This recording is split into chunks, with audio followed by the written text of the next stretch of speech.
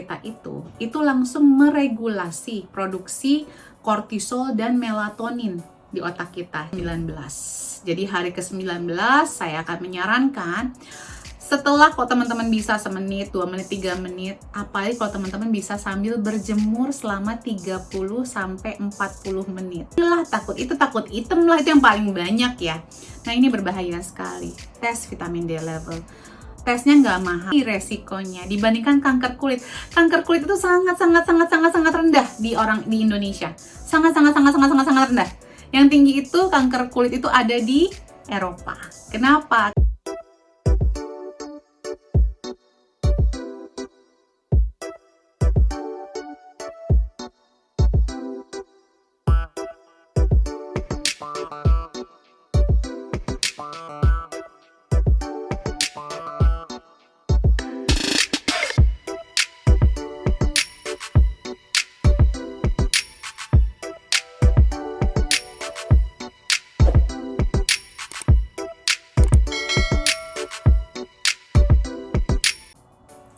Hai, kembali lagi bersama saya, Debbie Jamre, your favorite naturopathic practitioner. Kalau suara saya udah agak redup sedikit seperti ini, berarti Anda tahu kalau video ini judulnya adalah Micro Habit. Micro Habit dalam bentuk podcast, teman-teman, bagi yang mau baca, yang lebih mudah untuk belajar dengan membaca dan mau lihat bukti-bukti ilmiahnya, silahkan teman-teman cek Micro Habit saya dari awal Januari tahun lalu 2021. Bagi yang belajarnya lebih mudah lewat audio visual, silahkan follow dan subscribe juga kanal YouTube Root of Life TV, di mana kita membuat versi audio visualnya. Nah, kalau di kanal YouTube ini saya bentuk dalam versi podcast. Mungkin teman-teman yang mendengarkan saja punya waktunya sambil mendengarkan, sambil masak, sambil ngurus anak, sambil tidurin anak. Apapun itu, semoga teman-teman bisa mendapatkan manfaat dari Micro Habit yang sudah saya share selama 1 tahun penuh di tahun lalu, tahun 2021, yang sudah membawa kesehatan, membawa keberkahan dalam bentuk kesehatan. Banyak teman-teman kita semua, teman-teman sehat baby lainnya. Jadi semoga ini bermanfaat. Saya sudah share dari day 1 sampai day 17. Hari ini saya akan bahas day 18 ya. Pelan-pelan ya teman-teman. Aku juga soalnya bikin banyak video yang lain-lainnya. Jadi sabar. Micro Habit ini eventually akan kejar tayang ya. Oke, sebelum kita mulai, jangan lupa untuk di-subscribe. Semoga teman-teman membantu kanal YouTube ini terus maju, terus banyak followernya, banyak subscribernya. Karena dengan ini kita bisa lebih cepat mewujudkan Rumah Sehat Naturopati Indonesia. Kita rencana akan bangun rumah, di mana akan membangun komunitas. Teman-teman sehat baby semua bisa berkumpul, belajar bagaimana masak yang sehat, belajar tentang naturopati, share, retreat, dan lain-lainnya, bertemu dengan praktisi-praktisi lain, belajar tentang alat masak atau remedi-remedi lain yang berhubungan dengan naturopati. Oke, jangan lupa untuk di-subscribe, di-like, di-komen, dan juga di-share, karena kalau semakin banyak teman-teman men-share, logaritma YouTube itu akan memperkenalkan atau mempromosikan kanal ini lebih banyak lagi, dan lebih banyak orang yang akan mendapatkan manfaat dari kanal YouTube ini. Amin. Oke, terima kasih sebelumnya yang sudah melakukan subscribe dan share-nya ya. Oke, kita akan mulai dari day 18 sekarang. Hari ke-18. Apa sih? Jadi intinya Micro Habit ini adalah langkah-langkah yang saya lakukan pribadi saat saya berkenalan atau belajar naturopati dan mencoba untuk mengaplikasikan ilmu-ilmu naturopati dalam kehidupan saya sehari-hari. Jadi saya break it down, saya jabarin satu persatu selama 1 tahun penuh. Mudah-mudahan ini membantu ya. Ini hanya bukan untuk pribadi saya juga, tapi juga buat keluarga saya, untuk suami saya, untuk anak saya. Jadi hari ke-18, pastikan tambahkan rutinitas ini di kehidupan teman-teman, yaitu keluar dan pastikan terpapar sinar matahari, terutama di pagi hari. Saya pernah juga membaca artikel dari seorang influencer ya, sangat terkenal. Beliau penulis buku, beliau juga seorang terapis untuk membantu agar otak kita bekerja lebih optimal, namanya Jim Kwik. Dia juga menyarankan nih, begitu bangun pagi, ada baiknya teman-teman langsung keluar kena sinar matahari. Sapalah matahari itu pertama, ini manfaatnya banyak sekali ya untuk kesehatan ya. Ini memperbaiki body clock, karena sebenarnya pineal gland kita saat terpapar sinar matahari, itu pineal gland kita atau bagian di otak kita itu langsung meregulasi produksi kortisol dan melatonin di otak kita. Jadi nanti yang punya insomnia itu akan reverse ya, bisa kembali sehat. Dan kita bisa beraktivitas. Jadi yang biasanya bangun pagi itu lemes-lemes, nggak ada tenaga, kayaknya belum istirahat. Nah itu kortisolnya langsung dinaikin begitu terpapar sinar matahari. Jadi keluar aja, 2 menit, 3 menit, 1 menit pun bisa banyak manfaatnya ya. Nah, sinar matahari membuat kita memproduksi hormon serotonin juga yang membantu kadar hormon kortisol agar seimbang produksinya. Membantu menjaga berat badan yang sehat dan optimal. Wah, membantu kualitas tidur yang lebih di masa pandemi. Karena kita semua mulai dari anak-anak sampai manula harus terpapar dengan alat elektronik, blue lights, dan artificial lights atau cahaya buatan setiap hari sepanjang hari bahkan. Terus juga sunlight therapy. Sudah dibuktikan berbagai masalah kesehatan seperti insomnia, Parkinson, demensia, Alzheimer, post-traumatic syndrome disorder, depresi, seasonal affective disorder, dan circadian rhythm disorder. Ini semua bisa dibantu dengan sunlight therapy, menyapa matahari begitu kita terbangun di pagi hari.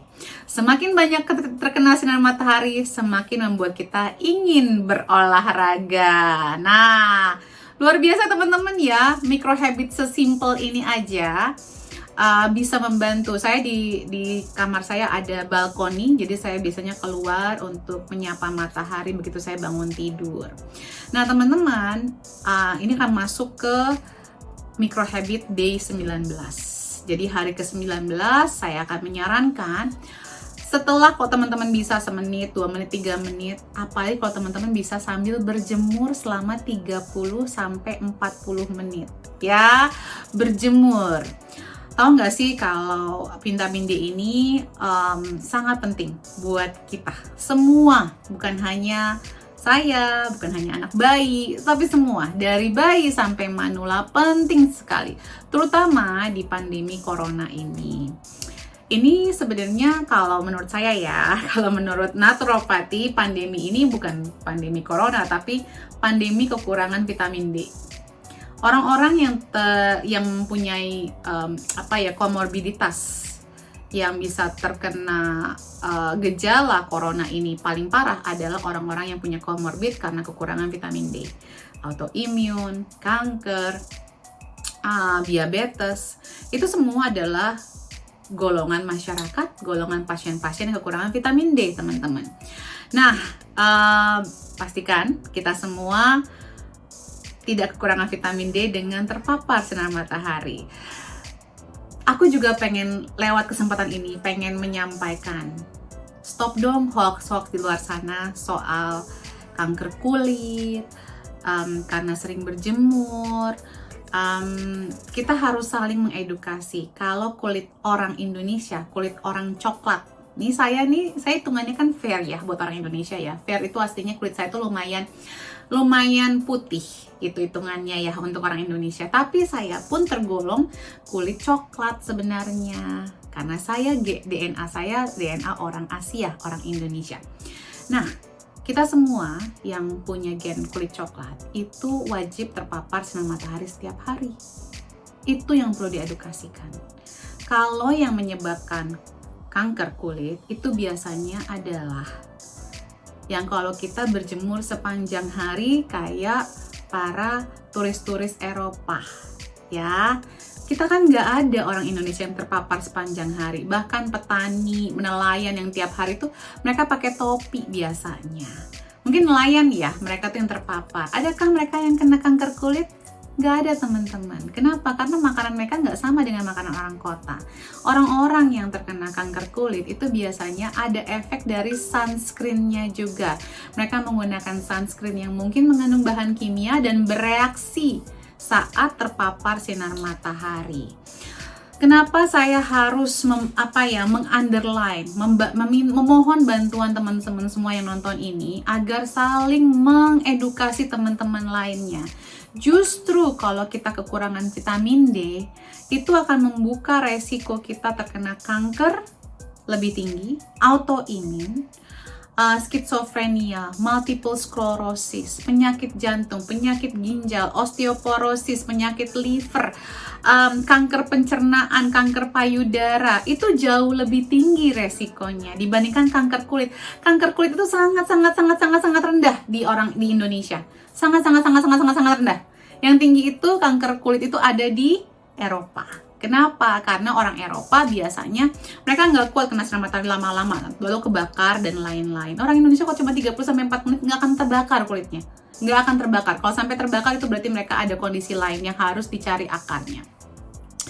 Jadi 30-40 menit sehari itu tidak akan membahayakan kesehatan, justru meningkatkan daya tahan tubuh, menurunkan resiko terkena alergi, eksima, psoriasis, kanker, autoimun, dan depresi.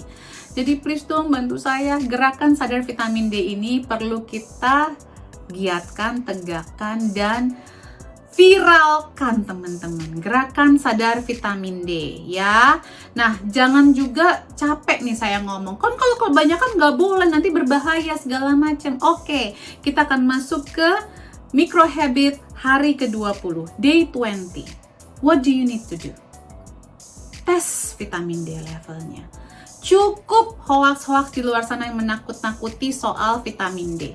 Yes, vitamin D itu memang vitamin D, vitamin yang berbasis lemak. Vitamin yang berbasis lemak yang memang tidak boleh berlebihan. Tapi dari mana kita tahunya itu berlebihan apa enggak? Kalau kita enggak tes. Kebutuhan dasar atau kebutuhan dasar suplementasi memang cuma 400 IU. Kalau di anak-anak, bayi aja udah 400 IU loh teman-teman. Tapi seberapa banyak kita yang mengkonsumsi? Bahkan orang Indonesia itu kebanyakan pergi pagi, pergi subuh, pulang malam. Jarang kena matahari, takut kena matahari, takut keriu, peput lah, takut inilah, takut itu, takut item lah, itu yang paling banyak ya. Nah ini berbahaya sekali. Tes vitamin D level. Tesnya nggak mahal, cuma 400.000 rupiah. Ya, kebanyakan cuma seharga segitu. Kisarannya sekitar segitu. Teman-teman boleh cek. Dan ini kalau bisa 6 bulan sekali. Minimal setahun sekali. Kalau yang mampu malah 3 bulan sekali teman-teman. Apalagi kalau yang punya resiko penyakit-penyakit tadi yang sudah disebutkan sebelumnya. Ya, jadi kalau teman-teman aku kasih tahu nih ya. Vitamin D itu kalau tanda-tanda kekurangan tuh banyak banget. Nanti teman-teman bisa cek di video saya yang khusus tentang vitamin D. Dan ini adalah micro habit yang kepengen banget saya